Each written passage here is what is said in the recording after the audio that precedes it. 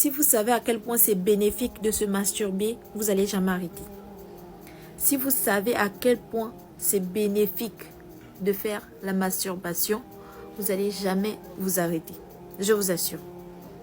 Tout d'abord, vous allez vous isoler, vous allez vous dénuder. En tant qu'homme, tu vas prendre ton savon. En tant que femme, tu vas prendre tes mains. Vous allez faire ce que vous allez faire et tout. Et tu ressens un plaisir immense jusqu'à tu jouis.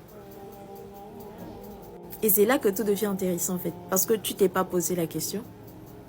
D'où ça provient cette jouissance? On ne jouit pas seul vous-même. Vous savez ça, on ne jouit pas seul. Tu t'arrêtes pas sur un pavé et puis soudain tu te mets à jouir. Non. Forcément, il faut des rapports entre un homme et une femme avant de jouir. Donc lorsque toi tu fais ça seul et tu jouis et que tu te poses pas des questions, c'est que tout va bien dans ta vie. Ou bien, lorsque tu te poses pas des questions, d'où sort cette jouissance-là? C'est que tu vas bien, c'est que tu n'es pas cinglé, tu n'es pas folle, tu n'es pas fou. Tout va bien. Tu ne sais pas qu'en ce moment où tu es en train de faire là, en ce moment où tu jouis là, tu as fini de faire un don au royaume des ténèbres. Tu ne sais pas ça. Ah non, tu ne savais pas, laisse-moi te dire ça. Tu ne peux pas savoir pourquoi, parce que tu es déjà envoûté. Tu es déjà envoûté par un djinn. Lorsque tu fais des rapports seul, sois sûr que tu es en train de forniquer avec un djinn. Que ce soit femme ou homme, djinn, il y en a. Donc, c'est avec que vous êtes en train de faire des rapports. Vous êtes en train de faire don de votre sperme. Et ce sperme-là, c'est votre énergie. Votre énergie bénéfique là que vous prenez vous leur donner. Il se pouvait que dans la vie, toi, tu étais destiné à être une personne très riche. Très, très riche même. Mais à cause de ça seulement, tu as tout perdu. Oui, parce qu'ils ont tout absorbé. Le djinn, le démon, ne donne rien sans rien recevoir en retour. Détrompez-vous. Même l'être humain de nos jours, comment l'être humain se comporte, en plus forte raison un démon. Forcément, c'est de cette manière ils vont se compenser en fait. Ils vont absorber toutes vos énergies positives et vous laisser comme ça là. C'est à ce moment-là seulement que tu vois que tout dans ta vie là va mal. Tu ne comprends plus rien. Les activités, le travail. Des fois même tu es marié, tu n'arrives pas enceinte. À chaque fois que tu tombes enceinte, tu fais une fausse couche. Et des fois, lorsque des prétendants viennent vers toi, tu les chasses, tu ne veux pas d'eux. Or, des fois, tu es marié et tu te réveilles des fois avec des griffes et tout ça là, des fouets. Tu penses que c'est quoi? C'est ce mari que tu as déjà épousé spirituellement. C'est cette femme de nuit que tu as déjà épousée spirituellement. Et lorsque vous êtes déjà noyé dans ça, c'est difficile de vous en sortir, je vous assure. Lorsque vous êtes noyé dans cela, il faut beaucoup de prières, beaucoup de doigts, beaucoup de zakat, beaucoup d'invocations pour vous en sortir, je vous assure.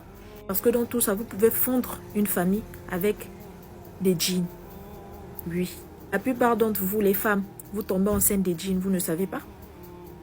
Lorsque tu fais un rêve, que tu te vois avec un homme et des enfants, alors que dans la vraie vie, tu n'en as pas, tu te dis que c'est normal. C'est pas normal. C'est cette famille que tu as engendrée avec des démons. C'est ça. Et c'est ça là qui bloque ta vie normale, ta vie actuelle avec ton mari, ou ta vie normale, genre tu n'arrives pas à te marier et tout, voilà. C'est ça qui cause tous ces blocages-là. Et toi en tant qu'homme, c'est ça qui fait en sorte que tout dans ta vie, ça ne va pas. Ton travail, ton entreprise, tout ne va pas. Parce que tu as fait don de tout ça à cette djinn démon. Oui, sans compter que il y a d'autres, vous êtes affectés par des maladies. Oui, lorsque vous tentez de vous approcher d'une autre personne et tout, d'un humain, vous tombez gravement malade. Vous avez tout le temps des infections, des trucs bizarres qui vous arrivent. Parce que ces djinns-là finissent par tomber amoureux de vous.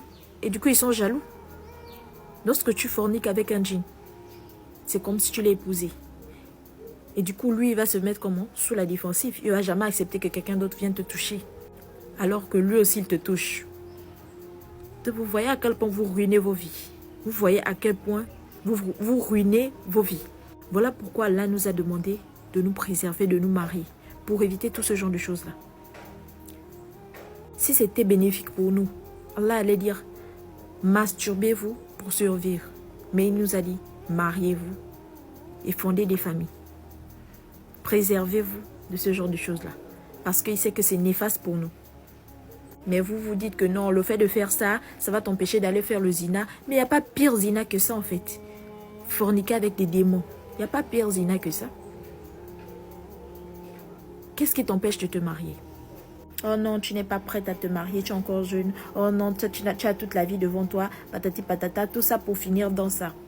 En tout cas, laisse-moi te dire que si tu te poses des questions sur ta vie, sur beaucoup de choses qui ne vont pas, essaie de travailler ça.